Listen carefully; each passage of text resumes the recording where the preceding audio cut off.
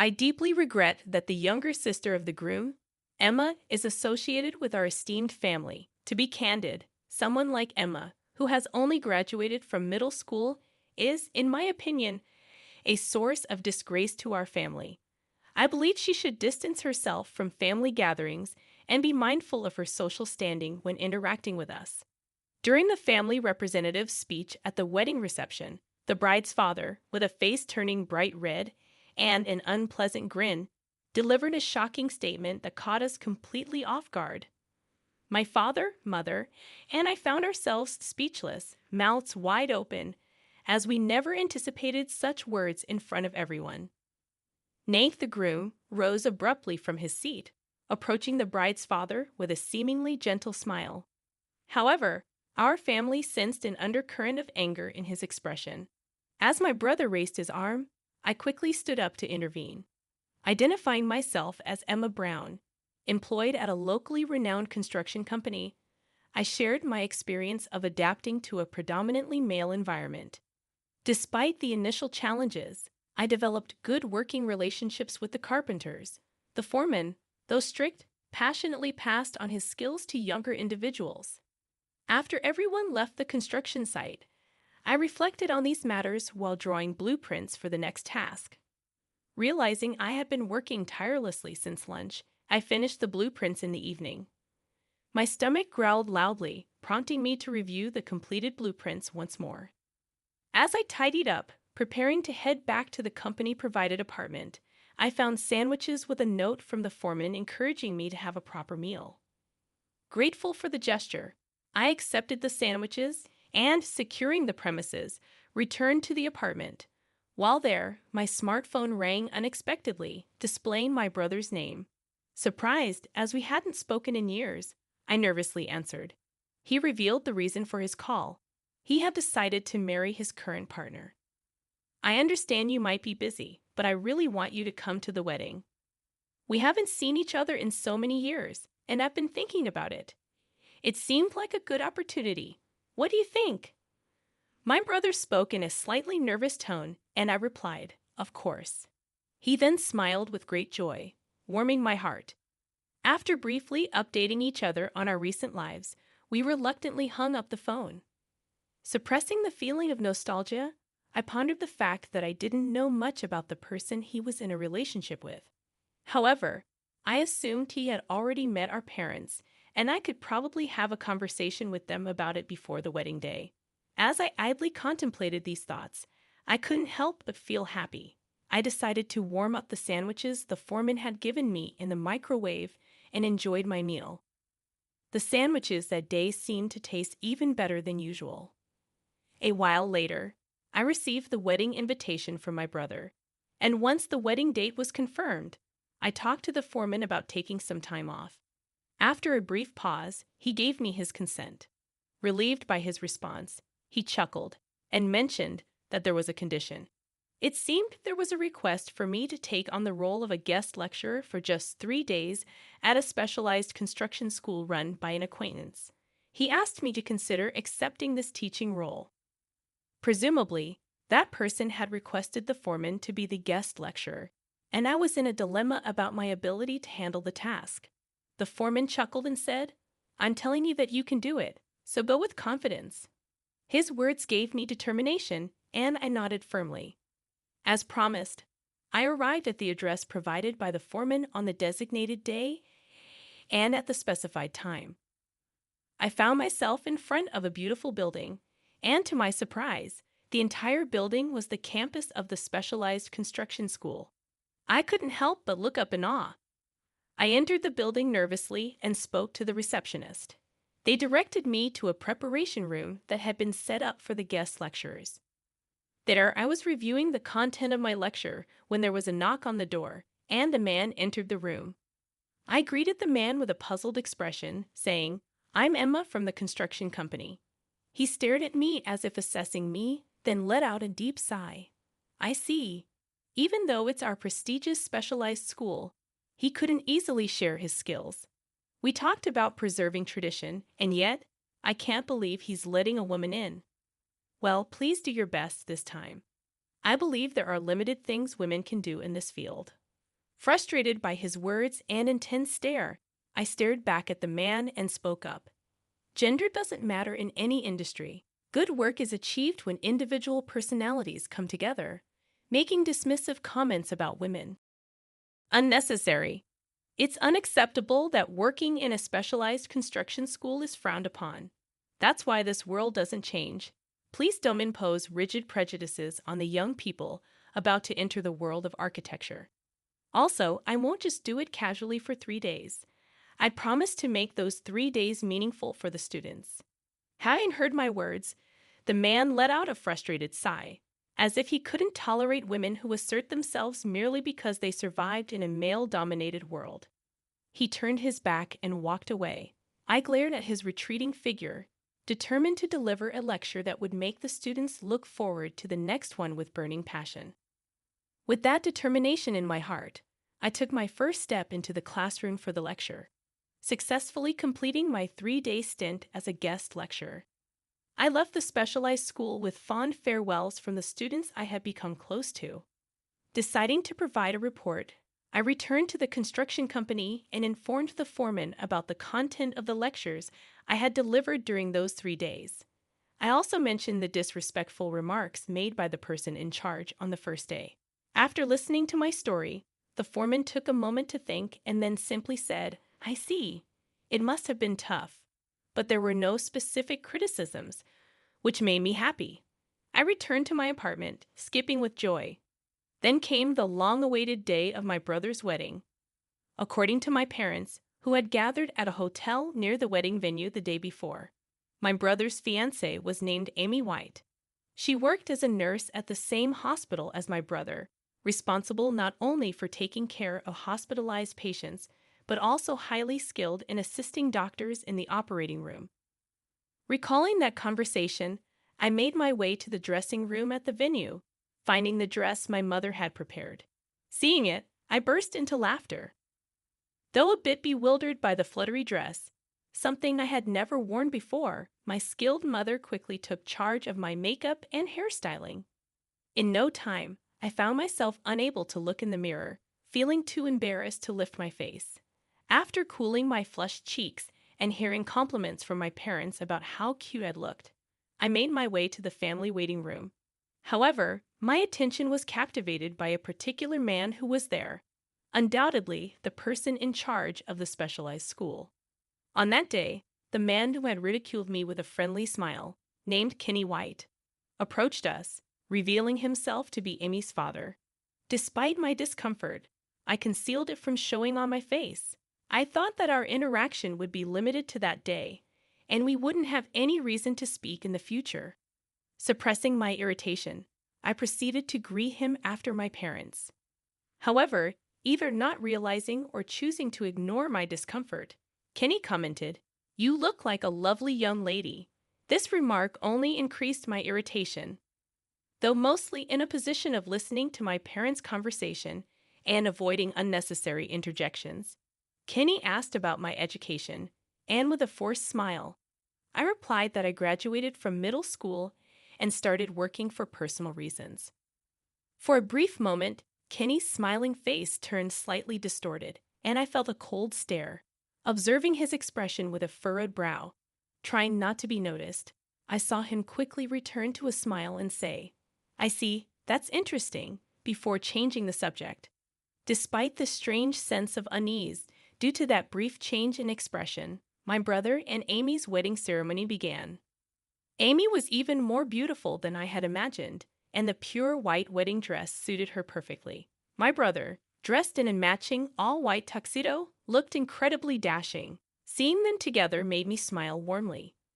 As the wedding ceremony ended and we transitioned to the reception, my father suddenly began to look flustered.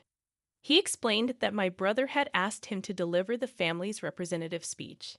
As my father wiped sweat from his brow and checked his notes, I exchanged glances with my mother, sharing a wry smile.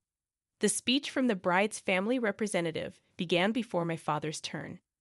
Kenny seemed to be in high spirits, perhaps due to seeing his daughter in her bridal attire. He had consumed quite a bit of alcohol and appeared a bit unsteady. Eventually, Kenny stood up and made his way to the microphone, supported by the bride's mother.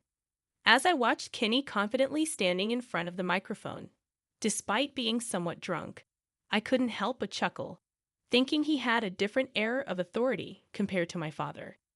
With the microphone in hand, Kenny bowed and began to speak with a smirk on his face. "Thank you very much for gathering here today to celebrate my daughter's wedding. Normally, I would like to offer words of congratulations, but I want all of you to know my true feelings. I am truly sorry that the younger sister of the groom, Emma, is connected to such an outstanding family like us. To put it bluntly, someone like Emma, who only graduated from middle school, is nothing but a disgrace to the family. In my opinion, she should stay away from family gatherings and be mindful of her social status when interacting with us." The suddenness of his words left me, my father, and my mother utterly speechless. However, in the corner of my mind, Kenny's earlier expression came to mind, and I now felt like I understood the reason behind it. A sense of frustration slowly welled up within me.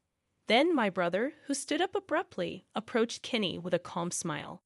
However, it was evident from his expression that he was clearly upset, a sentiment apparent to our family.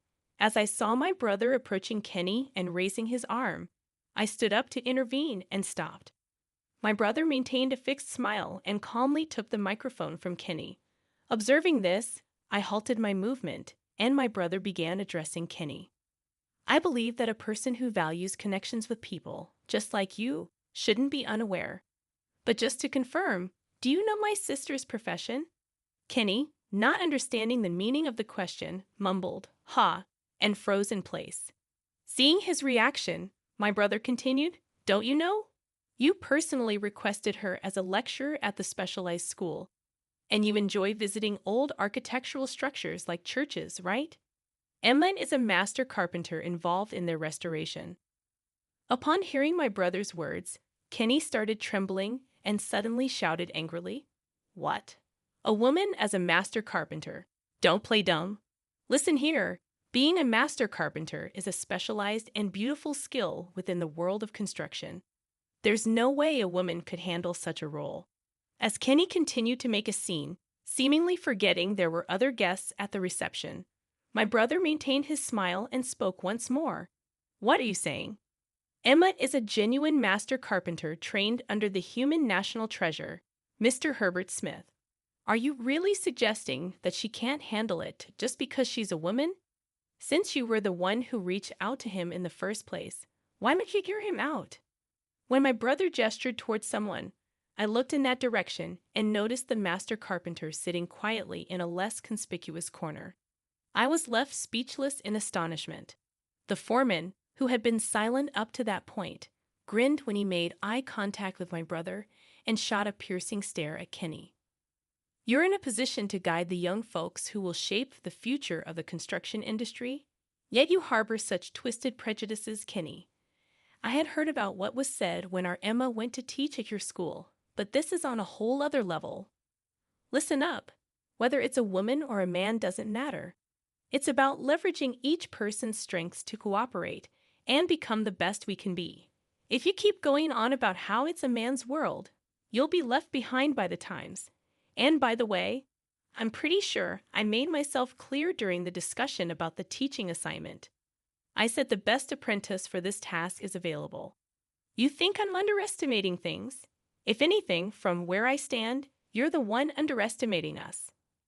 Intimidated by the thunderous voice that echoed through the venue and the piercing gaze, Kenny's confidence seemed to evaporate. He turned as pale as a sheet and muttered, "I'm sorry," before returning to his seat in a daze. The venue remained agitated for a while, but then Amy stood up and, with a composed voice, said, "I apologize for the interruption. Let's take a short break and then resume." With a pale face, similar to the stunned Kenny, I glared at his wife, who was frantically calling out to him. She, as if influenced by that gaze, slowly led Kenny out of the venue.